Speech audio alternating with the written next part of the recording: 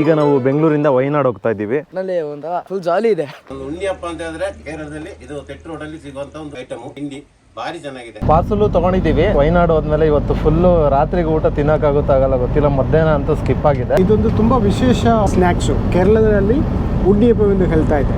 So ಅಷ್ಟು taste ಇದೆ. ಈ ಕಡೆ ಬಂದ್ರೆ ಮಿಸ್ ಮಾಡಬೇಡಿ ಮಾತ್ರ ಮಿಸ್ ಮಾಡಬೇಡಿ ದಯವಿಟ್ಟು.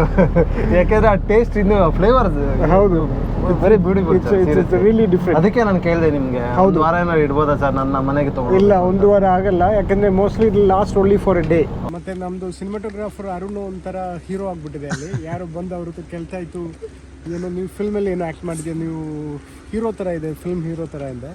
ಅದು ನಮ್ಗೆ ಸ್ವಲ್ಪ ಅದ್ಭುತ ಆಗೋಯ್ತು. ಇದು ಸಿನಿಮಾಟೋಗ್ರಾಫರು ಹೀರೋ ಥರ ಆಗಿದ್ಯಾ ಫಸ್ಟ್ ಟೈಮ್.